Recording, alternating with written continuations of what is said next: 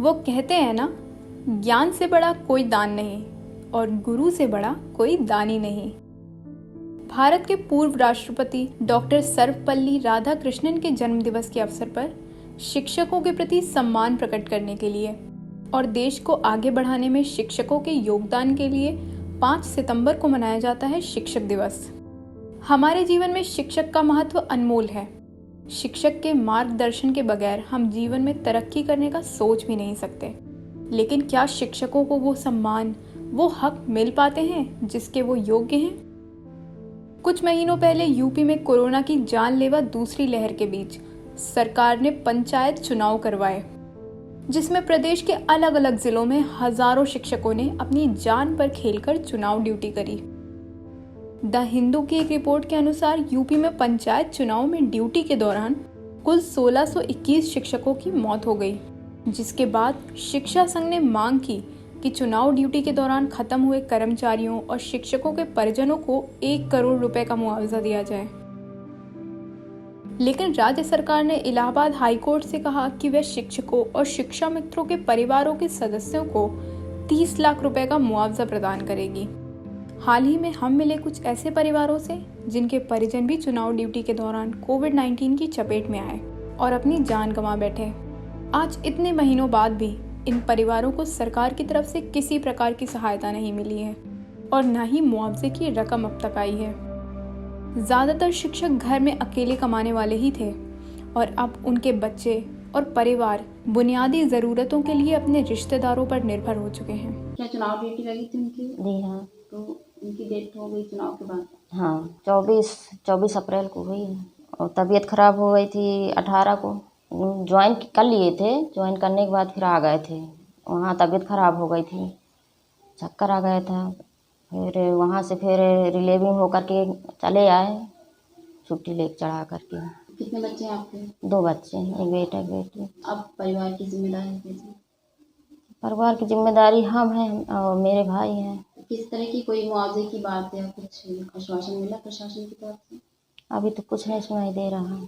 सपना क्या है, बच्चों को पढ़ाना है, लाइफ बनाना है, मकान बनाना है और जो उनके और ज़मीन वमीन खरीदना है, यही सब उनके सपने थे आगे चल के कुछ अच्छा बनने का, बनाने का। तो मेरी भी तबीयत ख़राब हो गई थी उस समय, उनका सेवा करते हैं। मैं समझ भी नहीं पाई थी इनकी क्या दिक्कत है। सर्दी जुकाम बुखार था, वही धीरे धीरे अपने से गए, 1-2 बार गए, इलाज कराए, जांच कराए, लेकिन जांच नहीं आ पाई थी।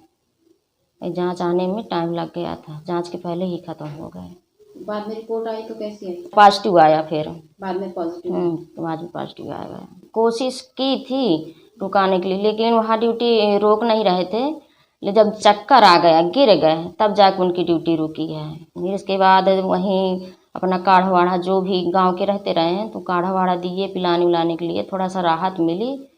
फिर अपने से ही किसी को बताया, जो रिजर्व ड्यूटी लगी रहती है, फिर उनको बुलाया तो उनको अपनी बस्ता दिए, फिर दस्तखत किए।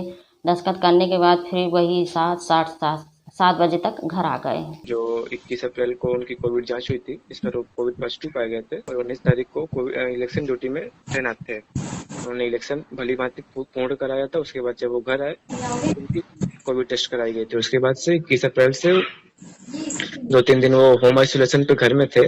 उसके बाद वो बांदा मेडिकल कॉलेज में एडमिट थे। 4 मई को आईसीयू में उनकी डेथ हो गई है। जैसा माहौल था तो सबने कटवाने की कोशिश एक बार की थी, क्योंकि उस समय केसेस बढ़ ही रहे थे, तो डर सबके मन में था।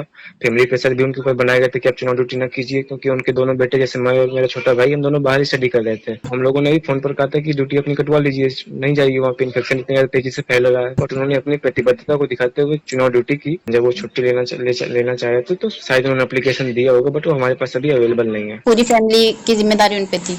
जी, सिंगल कमाने वाले थे। वर्तमान स्थिति में हमारे पास आय का कोई स्रोत नहीं है। अभी घर परिवार सब रिश्तेदारों की मदद से चल रहा है। सरकार ने पेंशन का वायदा किया, बट पेंशन फाइल्स अभी आगे बढ़ नहीं पा रही हैं। उनमें कई सारे डॉक्यूमेंट वर्क हैं, तो अभी आगे भेज ही नहीं रहे हैं। मुआवजे पे सरकार ने कहा था कि हम जल्द से जल्द मुआवजा देंगे, बट अभी तक कोई मुआवजा हमें प्राप्त नहीं हुआ। इन परिवारों ने सरकार से मदद लेने की हर कोशिश कर ली है, लेकिन इनकी आर्थिक सहायता ना ही विभाग कर रहा है और ना ही राज्य सरकार। उन्होंने 9 तारीख को प्रशिक्षण किया ग्राम पंचायत चुनाव का, इसके बाद उन्होंने अपना इलाज करवाया। 12 तारीख को स्वास्थ्य केंद्र में जाके चेकअप करवाए। जब फिर यहाँ की रिपोर्ट निगेटिव आई, फिर 16 तारीख को RT-PCR लखनऊ द्वारा जो रिपोर्ट जारी की जा रही है उस पे वो पॉजिटिव थे। इसके बाद उन्होंने फिर अपना इलाज शुरू करवाना 18 को गए, जब पार्टी रवाना हो रही थी फिर उसी समय गए थे अपना वहीं CIC में, और फिर उन्होंने एक एप्लीकेशन दिया था और फिर अपनी ड्यूटी कटवाई थी। इलाज यहीं डिस्ट्रिक्ट हॉस्पिटल सोनेपुर और प्लस कुछ प्राइवेट हॉस्पिटलों में, जैसे सुरेंद्र अग्रवाल हो गए यहीं स्टेशन रोड करबी के, कोविड पॉजिटिव थे। उसी कारण उन्हें ऑक्सीजन लेवल उनका डाउन होता चला गया। उनके यही सपने थे कि हमारे जो नाती हैं यानी छोटे हैं, बस उन्हीं को पढ़ाने और उनकी देख रेख में, बस वही बाकी बचा था काम। प्रशासन ने तो एक अनुकंपा नियुक्ति दे दी है आश्रित वाली। अब इसके बाद वही जो आश्रित वाला मैटर रहता है, पेंशन वाला, फंड वाला, वो काम भी जारी है और प्लस कोविड वाला फॉर्म भी भरवा दिया गया है। 19 को चुनाव ड्यूटी में गए थे, 19 अप्रैल को, और चुनाव ड्यूटी से जब आए तभी से उनका मतलब खांसी वगैरह, बुखार वगैरह आने लगा और फिर दवा वगैरह हुई उनकी। तो 28 को हमने CT स्कैन करवाया तो उसमें 15/25 का एवरेज निकला था। ऐसे तो उनका इंदिरा क्लिनिक के मतलब होम आइसोलेशन में चल रहा था डॉक्टर राकेश सिंह के अंडर में। जब ज्यादा कंडीशन थोड़ा वो हुई, उनको वहाँ एडमिट किया गया वात्सल हॉस्पिटल इलाहाबाद। फिर 22 मई को उनकी डेथ हो गई। इलाज में तो उनका खर्चा मान लीजिए 3-4 लाख के आसपास आया है। कितने लोग हैं परिवार में? ये 3 सिस्टर है, मैं हूँ, मम्मी है। तो परिवार में अकेले थे कमाने वाले वो? बस वही थे। अभी तो सब बंद ही चल रहा है उनका, इतना प्रोसेस है, प्रोसेस करने में ही टाइम लग रहा है। अब अभी तो है, कागज लगे हैं, देखिए कब तक क्या सरकार करती है, मतलब उनका विभाग क्या करता है। मुआवजे के बाद वही, लेकिन कह रहे हैं 3 दिन ज्यादा आ रहा है उनका, 30 दिन से 1 महीने के अंदर, लेकिन 33 दिन हो रहा। अब बताइए, किसी की डेथ निर्धारित तो होती नहीं है और जब प्रोटोकॉल उनका मतलब सिस्टम कोविड का ही था, तो 33 दिन हो, 30 दिन हो, किसी के 3 दिन में होती, किसी के 40 दिन में होती, तो बॉन्ड फिक्स करना कोई वो तो होता नहीं है। अब बस यही था कि आगे का, अभी दीदी की शादी करना छोटी वाली, अब उनके करने के बाद फिर अपना देखते वो कैसे क्या करना है वो। बाकी तो बच्चों को पढ़ाने में खर्चा करते थे। पहले तो सरकार ने केवल उन सरकार की गाइडलाइन में जो निर्वाचन ड्यूटी में आने और जाने का समय जितना लगता है वो शामिल किया उन्होंने। अच्छा। उस उनके गाइडलाइन के अनुसार केवल 3 अध्यापक पूरे प्रदेश में आए थे जो चुनाव ड्यूटी के समय उनका स्वर्गवास हुआ।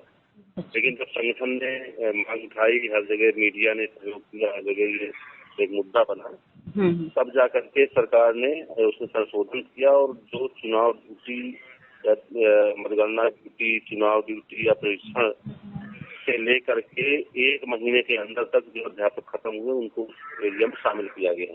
और उनको 30 लाख रुपए की धनराशि देने की सरकार ने घोषणा की है। उनके परिवारों को ऑनलाइन आवेदन करना था, DM साहब ने एक लिंक जारी किया था। तो अभी जानकारी नहीं है कि उनको 30 लाख मिला या नहीं मिला। अपनों के दूर चले जाने का गम क्या होता है, ये इन परिवारों के चेहरे पर साफ देखने को मिल गया। कोरोना काल में भी काम करने की लगन के चलते इन शिक्षकों ने बखूबी अपनी जिम्मेदारी निभाई और चुनाव प्रक्रिया पूरी करवाई, यहाँ तक कि अपनी जानें भी गंवा दी। ऐसे में सरकार का क्या ये फर्ज नहीं है कि जिन लोगों ने सरकार की सेवा में दम तोड़ दिया, उनके परिवार की किसी तरह सहायता करी जाए?